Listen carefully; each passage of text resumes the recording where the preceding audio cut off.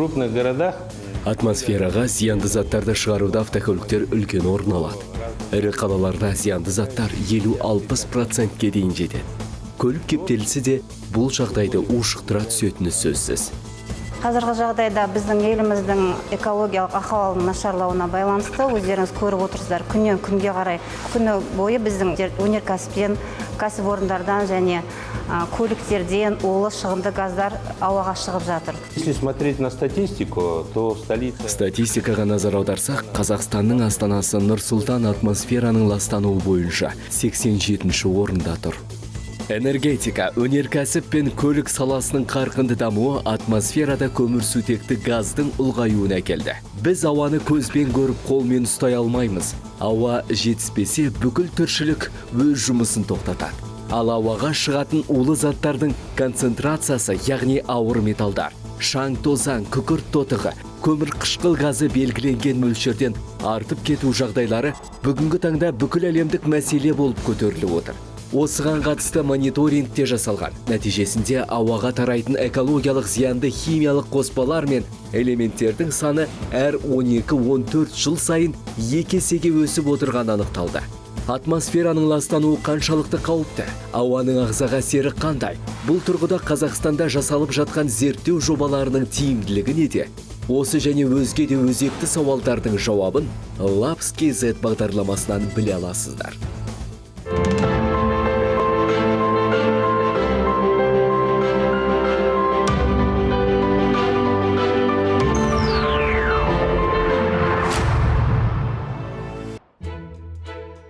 Ғалымдар 2050 жылы лас ауа 3,6 миллион адамның өліміне себеп болады деп дабыл қағуда.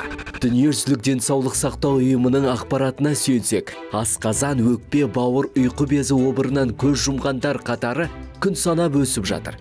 Ұйым сарапшылары 10 адамның 9-ы ластанған ауада өмір сүріп жатқанын айтады. Мұның бір себебі экологияның нашарлауы. Я лас ауаны The Silent Killer, яғни үнсіз киллер деп аталуы да бекер емес. Индустриалды дамыған елдерде атмосфераны ластайтын негізгі көздер автокөліктер, транспорттың басқа түрлері және өндіріс орындары. Зерттеу мәліметтері бойынша антропогендік әсерден атмосфераға жыл сайын 25,5 миллиард тонна көміртегі оксиді, 190 миллион тонна күкірт оксиді, 65 миллион тонна азот оксиді, 1,4 миллион тонна хлорлы және фторлы көміртектер, көмірсутектің қорғасынның органикалық қосылыстары, сондай-ақ қатерлі ісік ауруын тудыратын канцерогенді заттар бөлінеді екен. Ауа ластануының негізгі көздері: жылу электр станциялары 29%, қара металлургия 24%, түсті металлургия 10,5%, мұнай химия өнеркәсібі 15,5%, құрылыс материалдары 8,1%, автокөлік 13,3%. 1952 жылы желтоқсанда ауа райы күрт салқындап, Лондон тұрғындары үйлерін көмірмен жылытуға көшті. Антициклон салдарынан салқын, бірақ желсіз ауа райы орнады. Нәтижесінде салқын ауа жылы ауаның астында қалып, қаланы көмір тозаңы мен тұман басады. Тұманда альбион үшін тұман үйреншікті жағдай болғандықтан, бұған басында ешкім көңіл бөлмеген. Бірақ бірнеше аптадан кейін тұрғындар тыныс алу жолдары ауруларына шалдыға бастайды. Соның салдарынан 4.000-нан астам адам көз жұмды.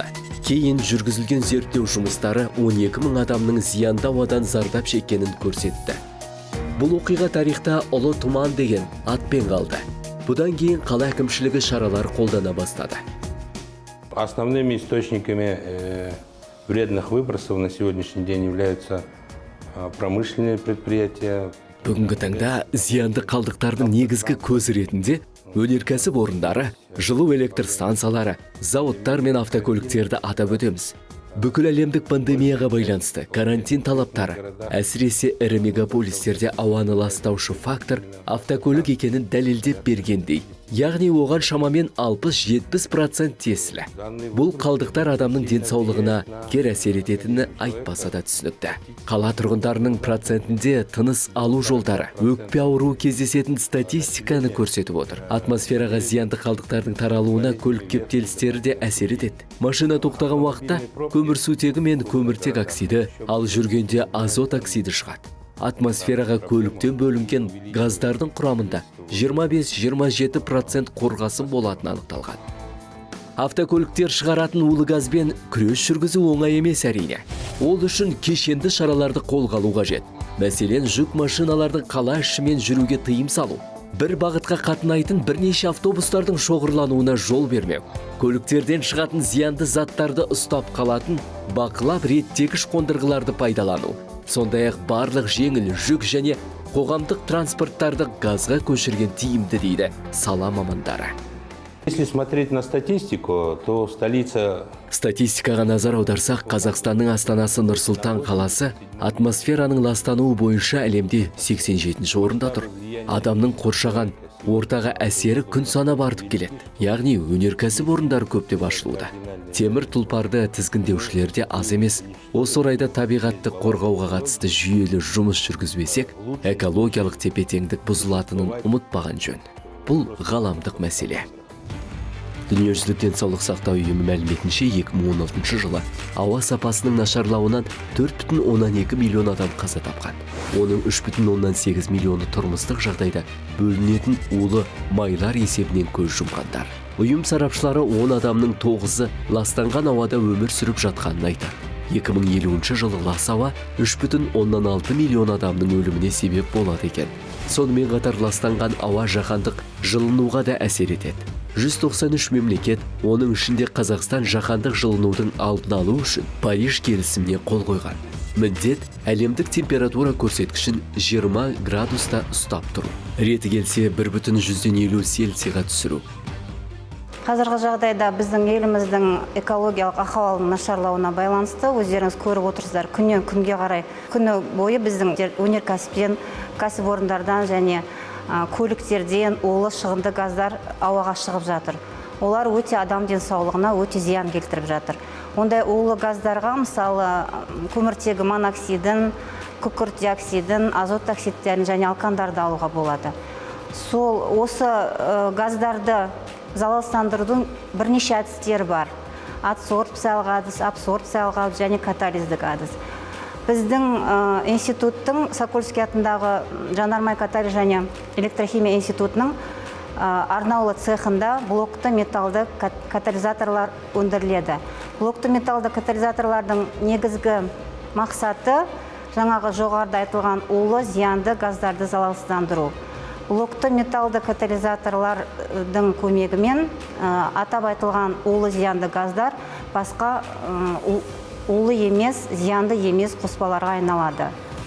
Қоршаған ортаның ластануын тоқтатуға қатысты шешімді қазақстандық ғалымдар ұсынып отыр. Болатбек Құсайынов бастаған Катализ және электрохимия институтының бір топ мамандары автокөліктерден өнеркәсіп ошақтарынан шығатын зиянды газдарды бейтараптандыратын сүзгіш ойлап тапты. Осы орайда каталикалық тазарту әдісін пайдаланған аса тиімді екенін атап өткен жөн. Өйткені бұл қондырғы түтіннің зиянды компоненттерін пайдалы гипске айналдыруға көмектеседі. Используемый каталитический метод очистки позволяет токсичные компоненты выбросов превращать в безвредные. Каталикалық тазарту әдісін пайдалану арқылы улы заттарды зиянсыз компонентке айналдырамыз. Нақтырақ айтсақ, зиянды заттар адам ағзасы, табиғатқа залалын тигізбейтін көмір қышқыл газға айналады. Мұндай катализаторлар қазіргі уақытта автокөліктердің барлық түрлеріне орнатылуда. Біздің жобаның бірегейлігіне тоқталсақ, ең алдымен бұл отандық өнім. Сондықтан катализаторлардың да бағасы қолжетімді екенін айта кеткен жөн. Біз металл негізінде жасалған каталикалық бейтараптандырғышты ойлап таптық. Ал әлемде керамикалық негізде жасалған қондырғылар бар. Бұл өнім қымбат шетелдік өнімдерді алмастырады. Темірден жасалған катализаторлар керамикалық түріне қарағанда жылдам қызат әрі төзімді келеді. Мамандар бұл отандық өндірістегі жоғары серпін әрі экологиялық тығырықтан шығар жолдардың бірі дейді. Негізінен катализ өндірісін қолға алған институт әлемде 4 ғана. Оның бірі Қазақстанда, бірі Новосібірде. Ал электрохимия бойынша Орта Азия елдерінде бізде ғана. Бұл өзі ерекше институт. 1969 жылы Сокольский бұл институтты ашқанда қажеттілігі туды. Себебі Қазақстанда өндіріс орындары көптеп ашыла бастады. Блокты металлды катализаторларды дайындау 10 шақты сатыдан тұрады. Бірінші ол жаңағы фольганы бізге тегіс фольга келеді. Өте жаңағы ыстыққа төзімді фольга келеді. Сол фольганы біз гофрлеу керекпіз. Одан кейін барып гофрленген фольгамен тегіс фольгадан цилиндр көлемді әртүрлі диаметрлі блок дайындалады. Одан кейін ол блок көптеген термоөңдеулерден өтеді. Яғни блок бізге заводтан майлы болып келеді, коррозияға төзімді болу үшін. Сондықтан да ең алдымен біз ол дайын блокты майсыздандырамыз лабамид көмегімен. Одан кейін ол, жаңа айтып өттім ғой, өте жоғары температураға төзімді деп термоөңдеуден өтеді. Бұл жерде блокты біз пеште 900 градусқа дейін температурада 10 сағатқа дейін қыздырамыз. Кейінгі сатысы бұл екінші тасымалдағыш отырғызылады. Яғни блокты металды тасымалдағышқа екінші тасымалдағыш, яғни ол алюминий оксиді, құрамында алюминий оксиді бар суспензия отырғызылады. Бұл суспензия бірнеше рет отырғызылуы мүмкін. Біздің жағдайда ол 3 рет отырғызылады. Яғни суспензияға блокты металды батырып, одан кейін біз оның артық мөлшерін алып тастаймыз да центрифугада. Кейін біз оны кептіреміз, 150 градуста кептіреміз, одан кейін 550 градуста пеште қыздырамыз. Кейінгі ең соңғы сатысы, бұл ең маңызды сатысы, бұл жаңағы блокты металды катализаторға суспензия отырғызғаннан кейін, ол суспензия біркелкі отырғызылу керек, біз соны қадағалау қажетпіз. Содан кейін барлығы суспензия отырғызғаннан кейін біз блокты металды тасымалдағышқа активті металл платинаны отырғызамыз. Осымен біздің блокты металды катализаторымыз дайын болады. Катализатор на металлической основе является его компактность. Оның тағы бір артықшылығы ықшамдылығында. Керамикаға қарағанда металл иілгіш материал болып келеді. Бұл қондырғы көп орындық қажет етпейді. Автокөлікке орнатуға қолайлы. Катализатор іске қосылғаннан кейін бірден қызады да негізгі қызметін атқарады. Яғни ауаны тазалайды. Сонымен қатар әлде қайда төзімді берік екенін де айта кеткен жөн. Катализатордың негізгі қымбат компоненті ол асыл металдан жасалған. Оның өндірісінде электроэнергиясы аз жұмсалады. Бұл өнімнің бағасына оң әсер ететіні сөзсіз. Сондықтан ол қолжетімді болып отыр. Аталмыш жобаны коммерциализациялау мәселесі де қолға алынған. Жобаның жетекшісі Болатбек Құсайыновтың айтуынша, отандық ғалымдар кеңесі автокөлік және өнеркәсіптік кәсіпорындар газ арқылы шығатын улы компоненттерді жоятын каталикалық бейтараптандырғыштарды металдан өндіруді ұйымдастыру жобасын жүзеге асыруда 2017 жылы ұсынған болатын. Жобаны жүзеге асыру үшін еліміздегі бірден-бір мамандандырылған көп жылғы зерттеулер қоры бар Сокольский атындағы Жанармай катали және электрохимия институты таңдалған болатын. Аталған институт және ғылым қорының мамандары 2018 жылы жоба аясында отандық каталикалық бейтараптандырғыш цехын іске қосты. Заводы стали сами искать уже заказчиков, кто бы мог решить их проблемы. Ауаның ластануы төрткүл дүниені алаңдатып отырғаны рас. Осы орайда зауыт мамандарының өзі бұл мәселені шешуге көмектесетін ғалымдармен бірлесе жұмыс істей бастады. Біз өндіріс секторымен байланыс орнаттық. Қазіргі таңда тенденциялар өзгерді. Бұрын мақала жазып зерттеу еңбектерін дайындап қана қоятынбыз. Ал бүгінгі уақытта жұмысымыздың нәтижесін көрсетуге тырысамыз. Ғалымдарға сондай талаптар қойылады. Бұл бүкіл әлемдік үдерістеуге болады. Единственный сдерживающий фактор на сегодняшний день каталикалық бейтараптандырғыштар біздің институттың жанынан құрылған цехта шығарылады. Цехтың қуаттылығы жылына 5000 бірлікті құрайды. Цехта жасалған өнімдер дизель генератор автокөлік өндіріс нысандарына орнатылады. Қазіргі уақытта көмірмен жұмыс істейтін жылу электр станцияларын тазарту қондырғыларын орнату бойынша жұмыстар атқарылып жатыр. Қазақстанда жаңа экологиялық кодекстің қабылдануына байланысты ауаға тиісті нормадан артық ластаушы заттар шығаратын көліктерге салынатын айыппұл мөлшері артқаны белгілі.